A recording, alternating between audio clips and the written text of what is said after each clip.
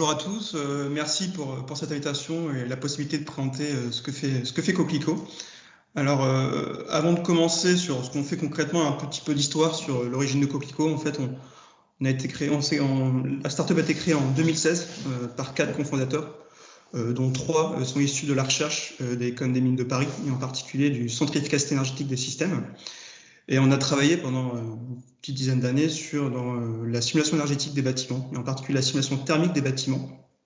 Et donc nous, dans le cadre de développement de nos différentes offres, on travaille toujours en partenariat avec l'école des mines et aussi avec un partenaire technologique qui est Isuba Energy, qui est aussi le développeur du logiciel Pléiade, donc qui était à l'origine créé, donc un logiciel de simulation thermique dynamique qui a été créé à l'école des mines, qui est un logiciel un peu leader en France, leader utilisé le plus par les bureaux d'études techniques et les bureaux d'études thermiques. Alors nous, notre positionnement, c'est de fournir des offres qui permettent d'allier d'une part la simulation énergétique des bâtiments et d'autre part la mesure faite sur le terrain. Et en particulier, une de nos offres principales, en fait, on répond à un aspect un peu réglementaire qui est sorti depuis la loi Elan 2018, qui correspond à l'obligation d'individualiser les frais de chauffage pour les bâtiments collectifs, les bâtiments à chauffage collectif les plus énergivores. Donc, qu'est-ce que ça veut dire individualiser les frais de chauffage? C'est que classiquement, avant, pour un bâtiment en chauffage collectif, la facture d'énergie était répartie au tantième, donc à la surface des différents logements qui constituent le bâtiment. Et cette nouvelle loi impose de répartir cette consommation à consommation réelle faite par les différents usagers. L'objectif étant derrière de responsabiliser ces usagers et les amener à faire des économies d'énergie. Et l'objectif un peu de cette loi, c'est d'atteindre 15% de réduction des consommations de chauffage dans les logements par l'individualisation des frais de chauffage. Et donc nous, pour répondre à cette réglementation, on a développé une rupture technologique qui est basée d'une part sur la mesure des températures dans les différents logements. Donc on a installé des sondes de température connectées, sondes de température et humidité dans les logements. Donc souvent on va installer une sonde dans la zone jour et une sonde dans la zone nuit. On va forcément également installer une chaufferie, on va connecter la chaufferie pour récupérer les consommations de gaz générales de ce bâtiment. Et d'autre part, on va faire de la simulation thermique dynamique, c'est-à-dire qu'on va faire un jumeau numérique du bâtiment. Donc à quoi ça correspond un jumeau numérique? C'est qu'on va représenter de manière numérique la géométrie 3D du bâtiment, donc la taille, la hauteur du bâtiment, mais également la composition des parois, la composition des menuiseries, etc., les usages de ce bâtiment. Et en alliant mesure sur le terrain et simulation énergétique, on va remonter aux consommations énergétiques logement par logement. Alors l'intérêt par rapport aux solutions existantes, alors il y a 2 solutions existantes qui permettent de faire déjà la répartition de frais de chauffage. C'est d'une part les compteurs d'énergie thermique qu'on peut installer dans chaque logement. C'est une solution qui ne pose pas de problème, seulement c'est qu'elle ne peut être appliquée que dans 20% des cas dans les logements collectifs, suite à cause de la constitution des distributions de chauffage dans ces logements, donc on pourra l'installer que dans 20% des cas. Et l'autre système qui est couramment utilisé, c'est ce qu'on appelle des répartiteurs de frais de chauffage. Donc c'est des petits systèmes qu'on va coller sur chaque radiateur des logements. Mais cependant, ces systèmes sont fortement décriés, aussi bien par l'ensemble des bailleurs sociaux ou par les syndics, par des problèmes de fiabilité des mesures et vraiment de compréhension de comment fonctionne derrière cette technologie. Et nous, en fait, l'intérêt d'allier simulation énergétique et mesures sur le terrain, c'est de sortir un peu du paradigme de dire on parle toujours de kilowattheure des personnes et c'est toujours un peu difficile à comprendre ce que c'est qu'un kilowattheure, faire diminuer le temps de kilowattheure de notre consommation. On va plutôt relier des températures de confort, donc une température moyenne, à des euros directement. C'est-à-dire finalement, le mois dernier, vous êtes chauffé en moyenne à 21 degrés, ça vous a coûté 70 euros. Et après, on va mettre aussi à disposition des usagers un peu de la pédagogie pour leur permettre de dire finalement, si vous étiez chauffé à 20 degrés, vous aurez pu économiser 20 euros. Si vous étiez chauffé à 19 degrés, vous aurez pu économiser 40 euros, etc. Donc l'intérêt derrière est de sensibiliser les personnes et essayer de leur faire comprendre un peu mieux leur consommation énergétique et savoir comment ils peuvent agir dessus. Alors pour mettre en place cette solution, tout d'abord, ça repose sur la simulation thermique dynamique. Donc j'en ai parlé très rapidement, mais à quoi ça correspond la simulation thermique dynamique? C'est un logiciel, c'est un modèle de simulation qui permet de décrire l'évolution temporelle, donc souvent au pas de temps horaire, mais on peut aller aussi à des pas de temps plus fins, de l'état thermique d'un bâtiment. Donc on va parler souvent de consommation, on va parler également de température intérieure, on va calculer cette évolution temporelle à partir des données sur le bâti, et également à partir des conditions d'usage, donc les conditions d'exploitation. Donc les usages, c'est-à-dire quelles sont les températures de consigne, est-ce que les personnes ouvrent dans les fenêtres, mais également la météo, effectivement en fonction de la température extérieure et du rayonnement solaire qui impacte le bâtiment. Et donc nous, pour mettre en place cette simulation thermodynamique, on utilise le logiciel Pléiade, qui est comparable aux références internationales. Donc il y a plusieurs publications qui ont été faites dans le laboratoire, aussi bien des validations via des mesures directement, sur des plateformes expérimentales qui s'appellent INCA à l'INES, à l'Institut national de l'énergie solaire, mais également des comparaisons interlogicielles, donc par rapport à des références internationales telles qu'Energie Plus ou Terrain 6. Mais à partir du moment où on a notre modèle de simulation thermique dynamique, mais il est nécessaire de le fiabiliser pour s'assurer que ce modèle de simulation représente fidèlement le comportement réel du bâtiment. Et donc, on va mettre en place des méthodes de calibrage de modèle. Parce que souvent, les retours d'expérience qui ont été faits sur le terrain, c'est que souvent, un modèle de simulation thermique dynamique qui n'est pas calibré à partir de la mesure, on atteint souvent des erreurs de l'ordre de 50%. Forcément, à partir de ce modèle, toutes les prédictions qu'on va faire à partir de ce modèle de rénovation ou de calcul de cible énergétique, si à la base il y a une erreur de 50% sur le modèle, on peut avoir quelques doutes sur la fiabilité des prédictions. Et donc l'objectif du calibrage de modèle, c'est d'obtenir donc une représentation fiable et précise du bâtiment, en conciliant d'une part mesure in situ, et d'autre part sortie du modèle de simulation thermodynamique. Et l'objectif à terme est d'atteindre des modèles à des erreurs inférieures à 10% et souvent même proches de 5%. Et donc, chez Coquelicot, on a développé différents outils et différents algorithmes permettant de faire ce calibrage de modèle. Tout d'abord, des méthodes permettant d'intégrer directement toutes les questions de mesure dans le modèle de STD, donc dans la maquette 3D, mais également de développer des algorithmes de calibrage, en particulier des algorithmes de calibrage bayésien, qui permettent de comparer données simulées et mesures. Donc souvent, on va s'intéresser à des données de température simulées ou des données de consommation. Et l'intérêt de ces calibrages bayésiens, c'est de permettre de caler en fait les paramètres les plus influents de notre modèle et à partir de la connaissance a priori qu'on a sur les valeurs des paramètres, utiliser la mesure pour mettre à jour cette connaissance a priori et arriver à des connaissances a posteriori qui nous permettent d'avoir une fiabilité plus grande de notre modèle. Et donc, on a eu quelques exemples d'application de cet algorithme pour fiabiliser la maquette numérique. On a déjà fait, par exemple, sur le bâtiment de bureau de l'ADEME, à Sophia Antipolis, donc la partie gestion bâtiment, partie énergétique du bâtiment de l'ADEME, où on a modélisé ce bâtiment et on a, d'une part, avant calibrage de modèle, on a pu comparer sortie du modèle et mesure. On avait une erreur comprise autour de 31%. Et grâce au modèle calibré, on a pu atteindre une erreur inférieure à 6%. Donc on voit en fait tout l'intérêt de caler ces modèles. Et d'autre part, donc là, on s'est intéressé sur la consommation énergétique de ce bâtiment global. Mais également, on peut aussi s'intéresser aux températures mesurées versus températures simulées logement par logement dans un bâtiment. Donc là, typiquement, on a calé en intersaison, où on a pu voir intersaison de chauffage, on a pu permettre d'atteindre des écarts moyens absolus sur les erreurs de modèle autour de 0, un peu inférieur à 0,5 degrés Celsius. Sachant qu'il faut avoir un peu en tête que les sondes de température classiquement installées dans le bâtiment et dans les logements collectifs, des sondes IoT, ont des erreurs max comprises entre 0,3 et 0,4 degrés Celsius. Donc il est un peu plus difficile d'atteindre des erreurs plus faibles. Donc à partir de ce modèle fiabilisé, on va également essayer de prendre en compte aussi les usages qui ont des impacts énergétiques dans notre bâtiment.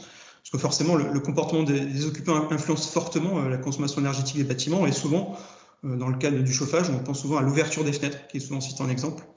Et donc, il y a un intérêt derrière d'être capable de détecter les ouvertures-fermetures de fenêtres en temps réel pour stopper ou réduire le chauffage ou la climatisation afin de limiter les gaspillages énergétiques.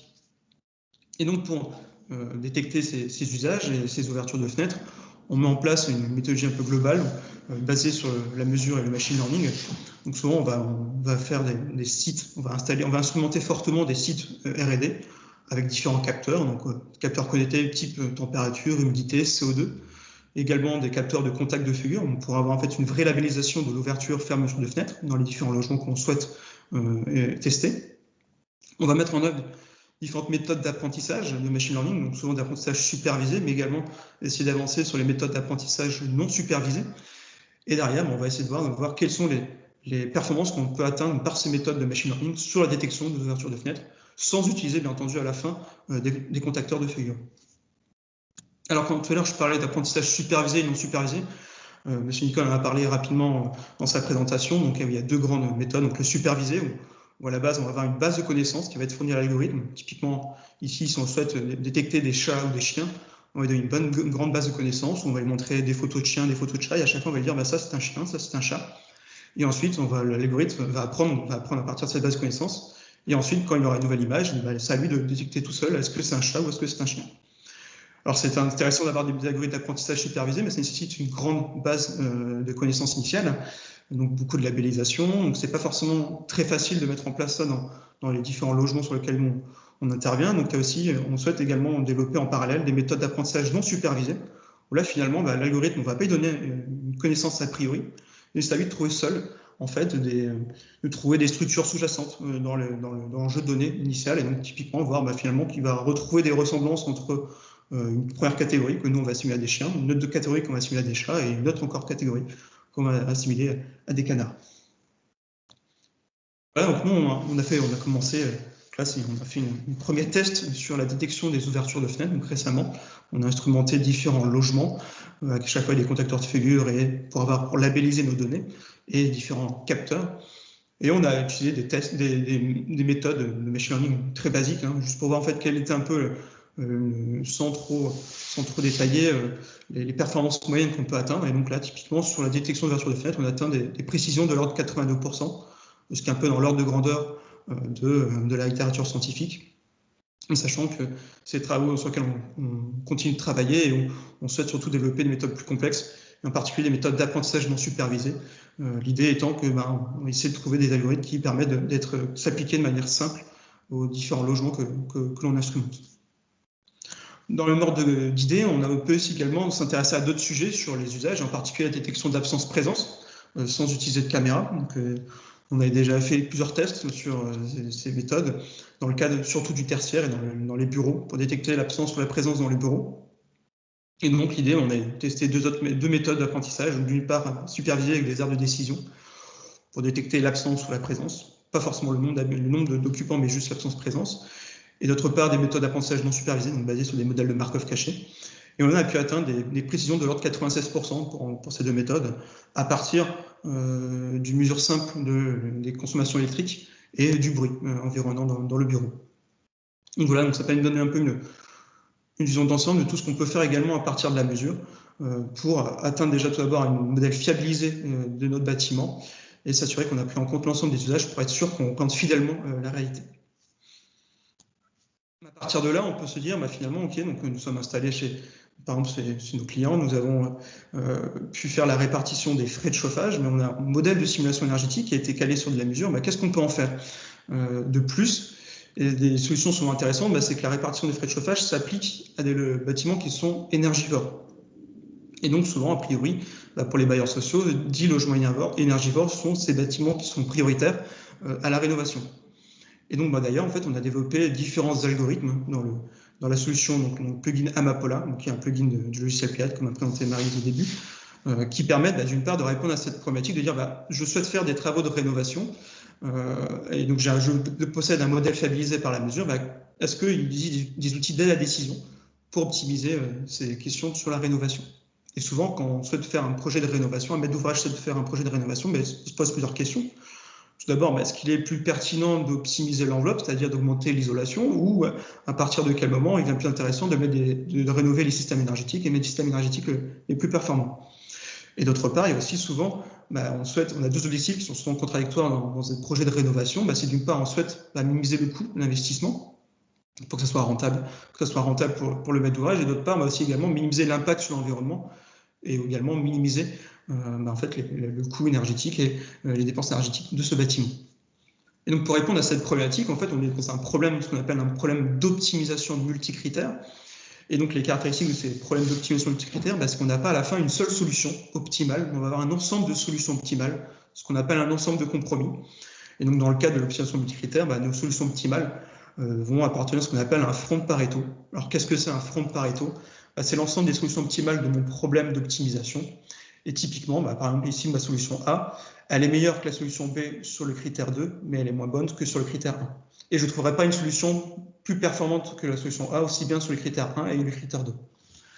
Et donc après, à partir de l'ensemble de ces solutions optimales, c'est au maître d'ouvrage de faire ses choix. Finalement, est-ce que je souhaite privilégier le critère 1 ou le critère 2? Quel est le seuil où je ne souhaite pas dépasser sur le critère 1 et quel seuil je ne souhaite pas dépasser sur le critère 2, finalement, pour trouver en fait les solutions de rénovation les plus pertinentes. Et pour mettre en place cette option multicritère, on a développé des algorithmes, et en particulier un algorithme génétique pour résoudre ce problème d'optimisation multicritère. Alors qu'est-ce qu'un algorithme génétique? C'est en fait l'idée de représenter un concept de rénovation d'un bâtiment par un chromosome. Un chromosome, qu'est-ce que c'est? C'est un ensemble de gènes. Donc, chaque gène va représenter un paramètre que je souhaite optimiser dans mon bâtiment. Donc le premier gène, par exemple, va s'intéresser à l'épaisseur d'isolation des murs. Le deuxième gène va s'intéresser à la surface vitrée sur les façades. Le troisième gène, par exemple, va s'intéresser au nombre de panneaux photovoltaïques. Et chaque gène, après, va s'exprimer par différents allèles. Et donc, ça veut dire concrètement, par exemple, sur le gène épaisseur isolation des murs, est-ce que je vais mettre 10 cm d'épaisseur d'isolant, 15 cm, 20 cm d'épaisseur d'isolant? Donc voilà, on va représenter de manière un peu génétique les différentes variantes de conception qu'on souhaite mettre en œuvre. Et le principe de fonctionnement de l'algorithme génétique va se baser sur la théorie de l'évolution de Darwin, de manière très, très simplifiée, bien entendu. C'est-à-dire, concrètement, à la base, j'ai une population d'individus, donc une population de conception de bâtiments, de variantes de conception de bâtiments, par exemple 300 individus. Et génération après génération, c'est par des mécanismes de croisement entre parents qui vont produire des enfants et des mécanismes de mutation, je vais faire évoluer cette population, génération après génération, pour ensuite converger vers ma solution optimale, vers mon front de Pareto de mon problème d'optimisation. Et donc l'intérêt de ça, c'est de fournir des solutions optimales, Pareto optimales au maître d'ouvrage. Et typiquement, par exemple, un cas d'application, un cas d'utilisation de ce front de Pareto, c'est ici, par exemple, sur un projet où on souhaitait d'une part, en abscisse, minimiser l'investissement et d'autre part, en ordonnée, réduire les consommations de chauffage d'un bâtiment qu'on souhaitait rénover. Et là, on peut lier en fait,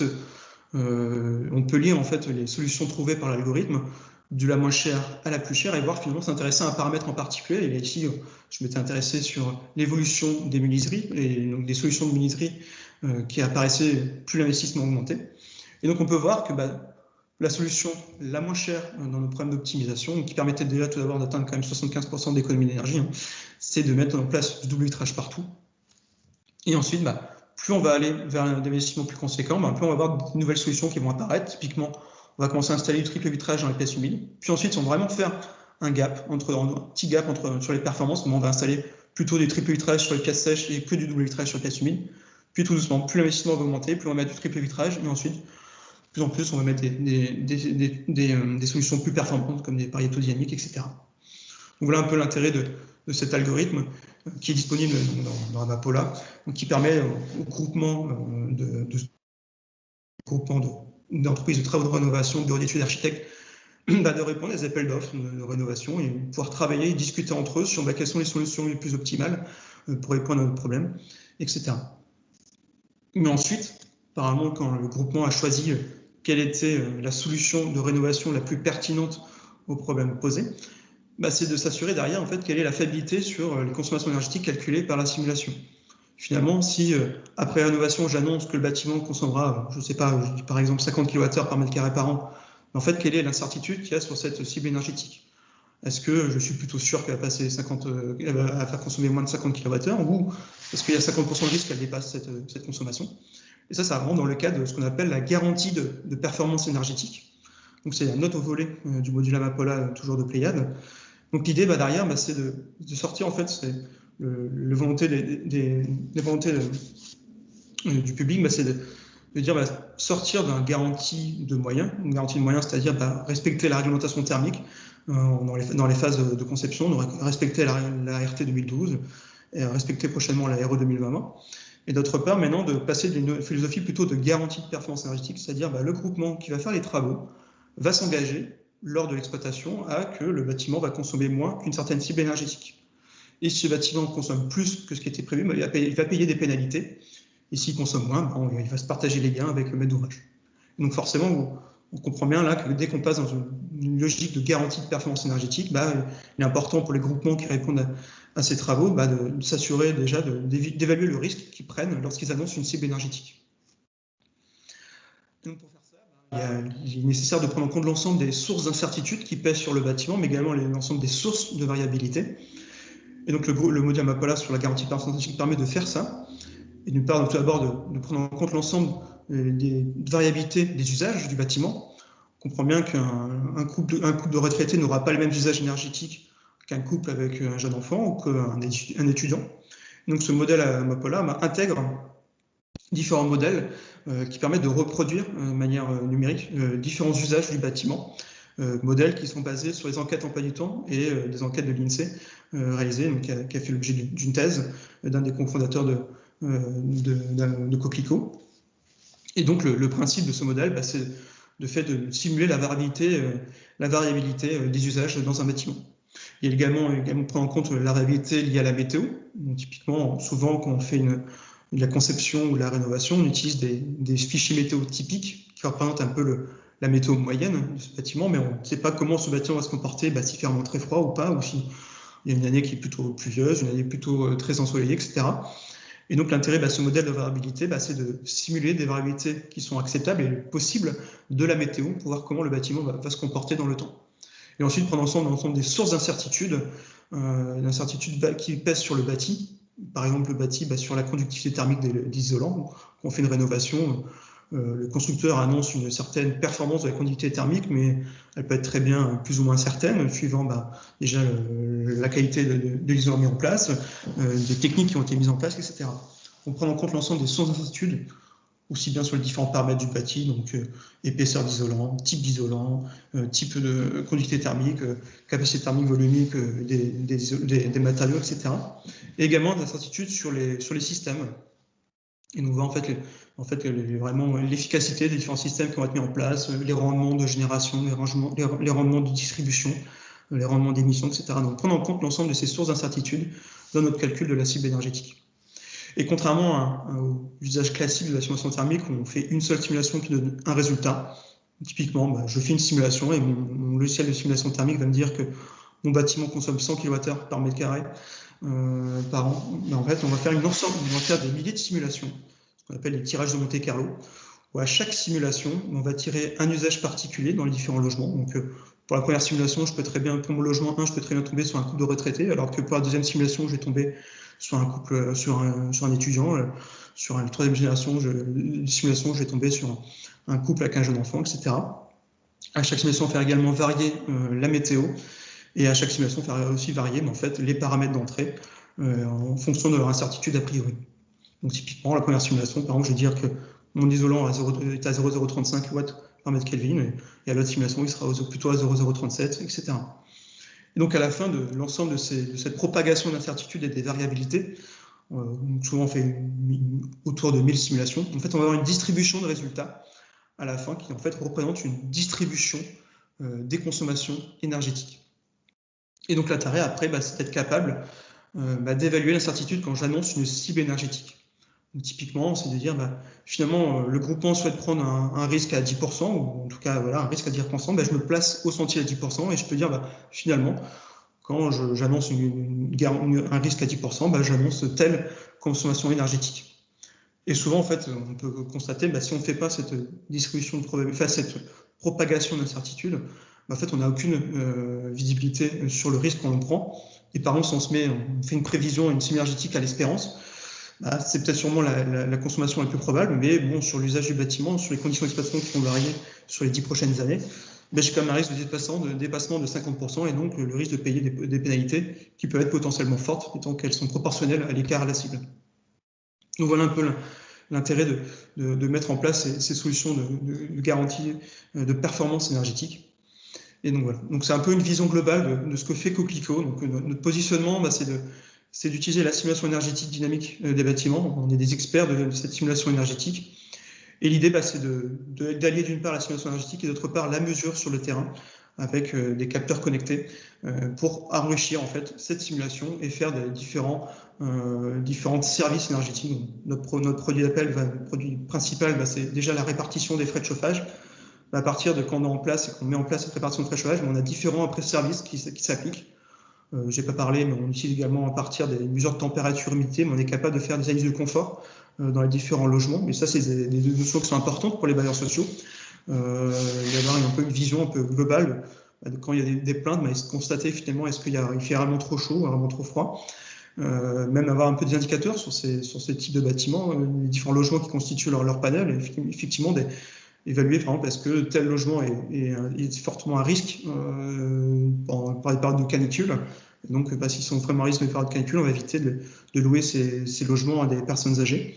Voilà, et après également, à partir de la liste des différentes mesures qu'on fait, on peut également faire de la liste du fonctionnement des chaufferies et voir finalement est-ce que le rendement de production est suffisant ou finalement on voit qu'il y a des problèmes et des défauts et essayer d'optimiser en fait la gestion énergétique de la chaufferie, et leur proposer des stratégies de régulation plus adaptées. Et ensuite, forcément, étant donné qu'on s'applique et on s'intéresse à des logements qui sont a priori énergivores, proposer différentes solutions pour les rénover et donc des outils pour travailler avec les différents groupements qui répondent à ces solutions. Donc on fournit des outils à ces groupements en disant on a une maquette fiabilisée, on a des outils d'aide à la décision et voilà, on peut vous aider à discuter et de trouver les variantes de conception les plus pertinentes et les moins chères. Et ensuite, essayer d'évaluer le risque que vous prenez. Et lorsque vous annoncez un résultat au maître d'ouvrage, dire finalement quel risque que vous prenez et quand vous engagez, vous donner en fait un peu plus d'informations sur les risques et les incertitudes que vous prenez lorsque vous engagez sur une cible énergétique. Voilà, je vous remercie de votre attention. J'espère que j'ai été assez clair.